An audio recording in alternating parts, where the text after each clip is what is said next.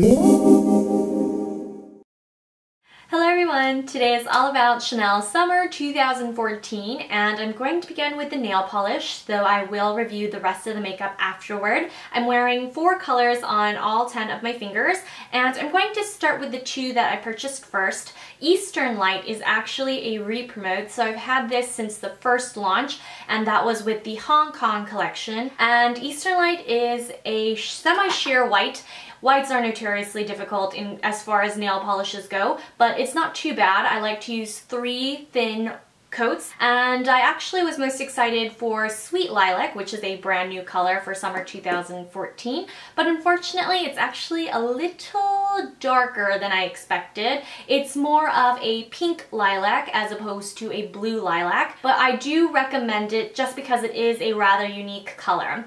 And now for Tutti Frutti. I wasn't expecting to love this color because I thought it would be similar to 2 other orange corals that I have, but Tutti Frutti is actually more red. It's not quite as red as Tapage, but Tutti Frutti has this really awesome golden shimmer, and I caught it on the blog if you want to see a photo of it, but you can't really see it on the nails in fluorescent lighting. It's next to Eastern Light on my right hand, so you're viewing left, but it's not as light as Distraction, and it's not as orange as Lilac.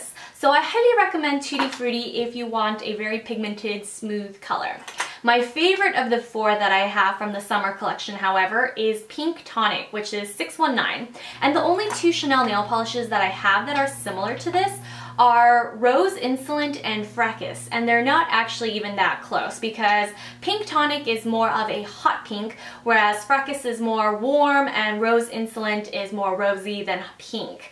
So at the end of the day, I'm really glad I chose Pink Tonic, and I wasn't expecting to love it as much as I do, but I have it on my left hand next to Sweet Lilac, and I do think that Pink Tonic is a must-have for this summer. This one is a cream with a little bit of fuchsia shimmer, but the invisible shimmer is really hard to catch in this one. So in that regard, it's similar to Pulsion. So if you have Pulsion, you can skip this one, but Pink Tonic at the end of the day is a little bit brighter, less deep in tone, so I still recommend picking this one up. I don't own Pulsion, so I was really glad to have this. Now for the lip gloss that I'm wearing, this one is $184 and it's called Happy. This is the only limited edition lip gloss out of the summer 2014 lineup, so I immediately jumped for this because the others are quite similar to other Glossomers that I already own. And this one was super sheer, so I was worried that it would look completely like a translucent gloss on me. However, it brings out the natural rosiness and red tones in my lips, so it looks like I'm wearing a lipstick plus a lip gloss. And I really love the way it looks next to the hot pink blush that I have on because it's somewhat muted, but it makes my lips look immensely fuller, and of course I love a super glossy lip, so that's just my preference. Now for the blush, since many of you are probably curious since I just mentioned this lip and cheek combo, this is definitely not a typical blush for me. However, this number 88 hot pink blush, it's a very deep color, almost leaning fuchsia, and most Chanel fanatics actually prefer the US pressed formula, but I actually love this baked formula, which is distributed all over the world, so Asia, Europe, Canada. Only the US gets the pressed version, really. And I do think that because this is so incredibly pigmented, you just need to focus on blending it out properly. And I really wasn't 100% sure when I swatched it in store, but I think over time I've just really come to appreciate the color and the effect it has on my skin tone. So I really recommend taking a look at this one. You may want to apply it directly to the cheek before splurging on it, but I actually love it quite a bit. And on my eyes, I have the Mirage Illusion d'Ombre eyeshadow, and this is a creamy eyeshadow, and this is probably one of the most unique Illusion d'Ombres because it does not have large glitter particles. In fact, it's very smooth and there's no chunkiness. It's a very fine metallic finish, and I think that's what I love about Mirage so much. Even though New Moon does seem to be the most popular, it's more of a dark brown with a high glitter content. But if you don't wear glitter every day, or if you just simply dislike glitter, then I highly recommend you check out Mirage because I think this is one of the creamiest, smoothest, best formulated illusion d'ombres in quite a while. Now for another eye product from the summer collection. This is the official eyeliner of the season from Chanel, and this is the Stylo Yeux waterproof or long-lasting eyeliner in Ambre D'Or. This is number 911 and I love this color because it is a coppery rose gold. So sometimes rose golds can lean a little too pink, but this one is on the bronzy coppery side, so it's very flattering on warm skin tones like mine, and I do think that it will create more of a sultry smoky look if you have very light cool skin. So I highly recommend this pencil. I think that even more than anything in the summer collection, actually, I love this the most just because it's very versatile. You can layer it on top of other eyeliner pencils or eyeshadows, and I just think it's completely gorgeous whether you are wearing any eye makeup or not. And now for the last two Chanel products that I'll be reviewing for you today. I waited to film this video until I was able to find this Le Beige's Harmony Healthy Glow Multicolor Powder, and this is in the number 2. There is a number 1 that comes with a blush, but it was recommended for very fair skin, and I usually prefer a true bronzer, so I went with number 2, and I'm very happy with my purchase. I highly recommend this for those with very fair to light medium skin. If you're darker than medium, you may not see enough color payoff, and I do think that this is much more pigmented than I expected based off of reviews that I had previously read before purchasing this. I purchased mine in Asia, however it is now available in the United States, so you can find this at counters. And last but not least, we have the Perfection Lumiere Velvet Foundation, and this is my favorite new Chanel foundation since Matte Lumiere has been officially discontinued. This feels most like By Terry's Cover Foundation, except it is better for oily skin. You do want to shake this up before use, but it doesn't have that same runny, watery quality that Vita Lumiere Aqua has. So if you didn't like Vita Lumiere Aqua, I still recommend giving this a chance because it has a softer matte finish. It looks more modern, it doesn't cling to dry patches quite as much, and it does keep my skin a lot more matte than Vita Lumiere Aqua.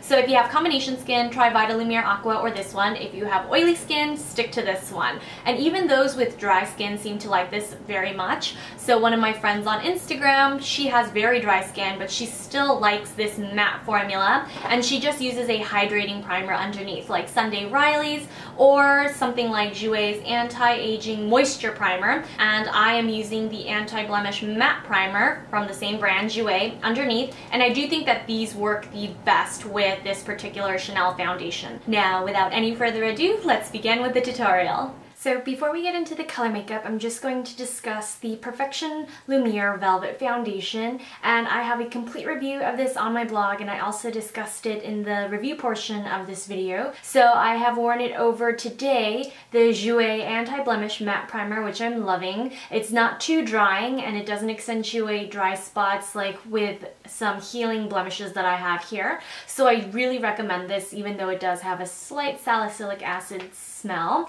Now, if you have dry skin, try the Jouer Anti-Aging Moisture Primer. Both of these primers are silicone free, so they're quite nice and silky without clogging the pores if you do have serious concerns with congestion. So I do really like these primers, and I highly recommend them with this particular Chanel foundation. Now that my base is complete, I'm actually going to move on to the eyes. I'm going to do my eyebrows last today because I'm going to go for a fuller look, so just stay tuned if you want to see the eyebrow action. But we're going to get started with a matte eyeshadow first, and this is just a simple one from Sciomora, just to create a transitional color between the brow and the lid color.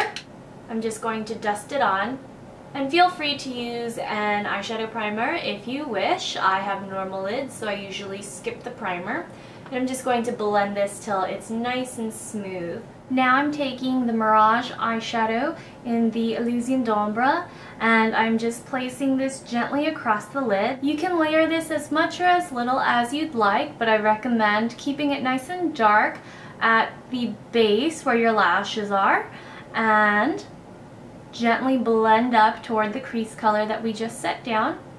That way you get a nice gradated, soft bronzy eye. Now I'm actually going to shake things up and try a burgundy bronze, and this is just going to contrast nicely with the very neutral eyeshadow that we have going on here. I wanted to create something a little bit more multi-dimensional, and I'm just going to trace the lower lash line along with this, and as you can see, The color is translating pretty well. This Shiomura eyeshadow is incredibly pigmented. And now I'm just going to top that off with a little bit of the Amber D'Or, I think that's how you pronounce it. And I'm just going to trace the whole lower lash line and waterline with this pencil. Just trace and slightly blend into that Shiomura eyeshadow. And of course I'm going to trace the lower waterline. So now that my eyeshadow is complete, I'm going to move on to eyeliner, which I'm super excited about again because this is the brand new Benefit They're Real push-up liner. So far, I love the silicone brush tip. I think it makes it super easy to wing out the liner.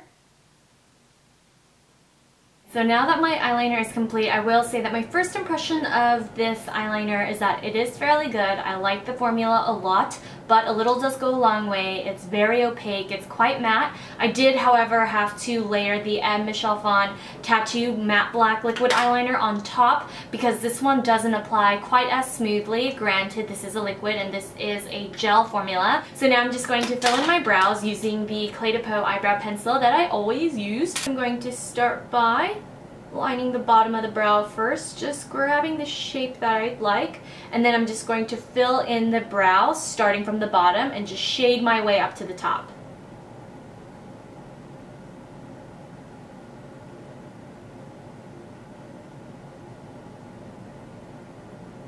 So as you can see, I created a fuller, slightly straighter brow look today, and I went a little softer on the color because I wanted the eyes to stand out. And now I'm going to just tightline using my Marc Jacobs highliner, which I actually have been liking quite a bit. It's a lot more affordable than the Armani.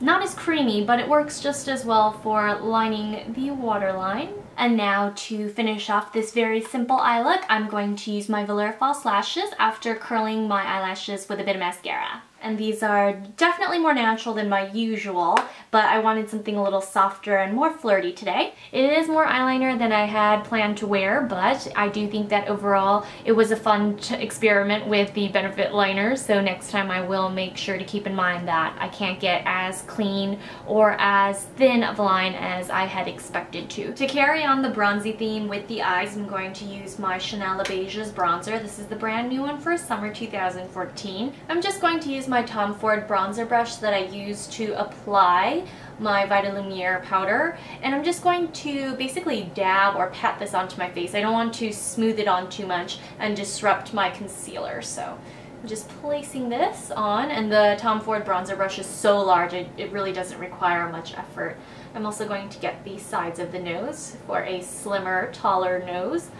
It's just an illusion, of course, and I'm just going to grab the sides of my jawline for a slimmer, more V-shaped jawline. So now I'm going to move on to blush. It's a super bright pink, so I'm only using just a touch on the brush and gently blending it in to the apples of the cheek, starting with the side of the apple and blending up into the bronzer. And now that I've softly diffused the blush more onto the apple of the cheek, giving me a fresh-faced look, I'm going to finish off the lips with lip gloss. And this one is a limited edition, the only limited edition version from the summer collection. And this one is called Happy. It's a super sheer pale pink jelly, and I think it looks incredibly cool in the Gossamer tube. But most importantly, these are very hydrating on my sensitive, dry lips. It does seem to highlight the red in my lips, so if you have a natural lip color similar to mine, this is exactly how Happy will translate on you as well. But despite how sheer it is, I still love it, and I have been dedicated to gloss mirrors for quite some time, so that's just my personal preference. But I do think that this look is quite fun, yet very natural, pretty subdued minus the blush. But I hope you enjoyed this tutorial, and if you have any further questions regarding the products, please view all swatches on the blog, thereviewer.com, if you're interested. And if you have any questions after that, please feel free to leave them down below in the comment box, and I'll try to get back to you as soon as possible. Thanks so much for tuning in, everyone, and I'll see you all very soon. Bye!